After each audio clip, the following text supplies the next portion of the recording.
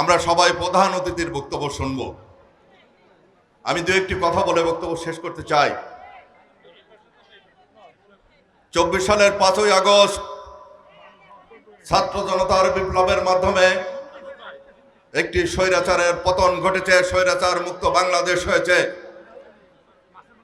কিন্তু মহান মুক্তিযুদ্ধের মাধ্যমে অর্জিত আমাদের এই মাতৃভূমি এখনো শঙ্কামুক্ত হয় নাই।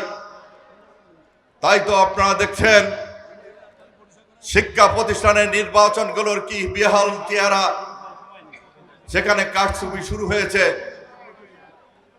ইলেকশন ইঞ্জিনিয়ারিং শুরু হয়েছে। প্রতিটা প্রত্যন্ত অঞ্চলে আমরা দেখছি যে পতিত যে স্বৈরাচার ছিল, সেই স্বৈরাচারের দোসররা তারা ষড়যন্ত্র করছে, অন্য রাজনৈতিক দল ভিন্ন খেলায় মেতেছে। আমি শুধুমাত্র হিন্দু সম্প্রদায়ের উদ্দেশ্য বলতে চাই, মহান মুক্তিযুদ্ধের ঘোষক শহীদ রাষ্ট্রপতি জিয়াউর রহমান 1978 সালে 1 সেপ্টেম্বর বাংলাদেশ জাতীয়তাবাদী দল নামে একটি দলের জন্ম দিয়েছিলেন বাংলাদেশে। সে দলের প্রধান দর্শন ছিল বাংলাদেশি জাতীয়তাবাদ, অর্থাৎ এই ভূখণ্ডে যারা বসবাস করে সকলের অধিকার সমান। এখানে হিন্দু, মুসলিম, বৌদ্ধ, খ্রিস্টান কোনো পার্থক্য নাই। এখানে পাহাড়ি সমতলদের কোনো পার্থক্য নাই। এখানে পাহাড়িদের বা সমতলের কোনো পার্থক্য নাই। আমরা সকলেই সমান। এটাই হচ্ছে বাংলাদেশি জাতীয়তাবাদ। সর্বশেষ আপনারা শুনেছেন, অনেকেই পড়েছেন যে বিএনপির ভারপ্রাপ্ত চেয়ারম্যান জনাব তারেক রহমান এই ভঙ্গুর অর্থনীতিগ্রস্ত যে দেশ, যেখানে সাম্প্রদায়িক সম্প্রীতির মাঝে মাঝে ঘাটতি দেখা যায়, যেখানে আইন শৃঙ্খলার চরম অবনতি, এমন একটি ভঙ্গুর অর্থনীতির দেশকে আগামী দিনে উন্নত দেশ হিসাবে গড়ে তোলার জন্য রাষ্ট্র কাঠামো মেরামতের 31 দফা তিনি বাংলার মানুষের সামনে উপস্থাপন করেছেন।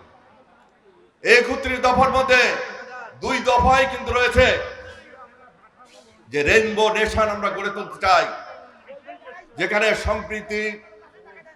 সম্পৃক্তমূলক রাষ্ট্র সত্তা থাকবে, যে সকল ধর্মের মানুষ তার ধর্ম স্বাধীনভাবে পালন করতে পারবে।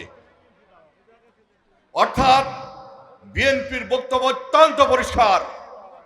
আর একটা বিষয় যোগ করতে চাই, বিএনপির দলীয় একটা গঠনতন্ত্র আছে। সেই গঠনতন্ত্রে কিন্তু লেখা আছে ধর্মীয় মূল্যবোধে বিশ্বাস করি আমরা। অর্থাৎ এক্ষেত্রেও যে সকল ধর্মের মানুষরা স্বাধীনভাবে যে যার ধর্ম পালন করতে পারবে, কেউ কারো ধর্মের প্রতি আঘাত করবে না। অনেকে আজকে আপনাদের বন্ধু হিসাবে, ছদ্মবেশী মানুষ হিসাবে, মুখোশধারী রাজনৈতিক নেতৃত্ব হিসাবে আপনাদের সামনে হাজির হবে। সাবধান থাকুন তাদের থেকে। সর্বপ্রথম তাদের কাছে প্রশ্ন রাখবেন, আপনারা যে অসাম্প্রদায়িক এই রাজনৈতিক শাখা খুলেছেন, আপনাদের দলীয় গঠনতন্ত্রের নির্দিষ্ট একটি ধর্মের কথা লেখা আছে, কিন্তু বিএনপির দলীয় গঠনতন্ত্রে সেটা লেখা নাই। অতএব আপনার নিরাপত্তাহীনতায় ভুগবেন না। বিএনপি সকল সময় আপনাদের পাশে আছে, থাকবে ইনশাল্লাহ।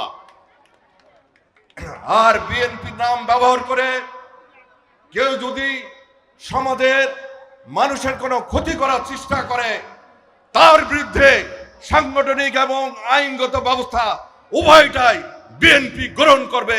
এই বক্তব্যকে শেষ করছি। খোদা হাফেজ। বাংলাদেশ জিন্দাবাদ।